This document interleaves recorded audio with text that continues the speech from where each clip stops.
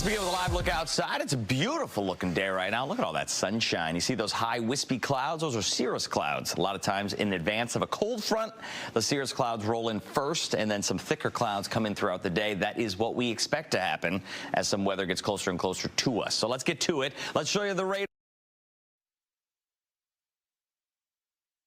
We've got some of these showers back out to our west. You'll notice areas that are in central Illinois, northern Illinois, dealing with some showers and thunderstorms, with more of that activity back into parts of Wisconsin. But there's kind of a hole right in the middle, and that is something that we anticipate seeing maybe for another hour or two before it fills in. Here's what I'm calling the severe weather energy. So the severe threat energy needs to arrive. So when you got the ingredients of severe weather, we talk about all the ingredients are there. You've got the energy there, you've got the moisture there, and then you have some thunderstorms develop, and you start looking at across the state. It's gonna be here as we head into the evening hours. So let's take you now to Fox Futurecast, where you can see some of these storms that will likely then pop up. Remember, we've got the energy around, so we've got the energy that could spawn maybe an isolated weaker tornado, definitely some gusty winds and even hail. So right here, 5 o'clock. So this is dinner time tonight.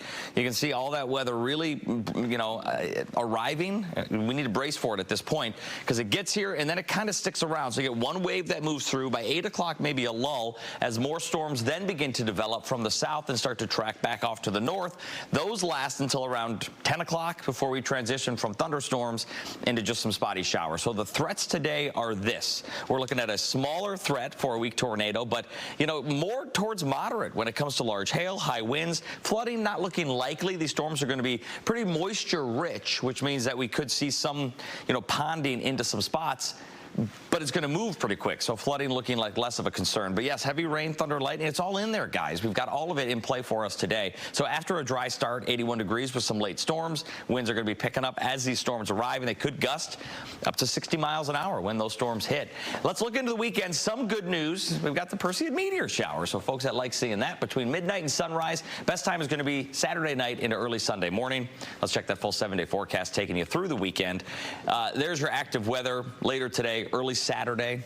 I think the second half of Saturday is good. So, weekend plans, I think we're going to be okay on Saturday. Sunday certainly looking drier. Early next week, though, Monday and Tuesday are going to be wet days, especially Monday. So not good for the tailgaters tonight, maybe? Yeah, for the game, it does look a little bit rough for sure. If you're going downtown, I would keep a very close eye on that Fox 2 weather app.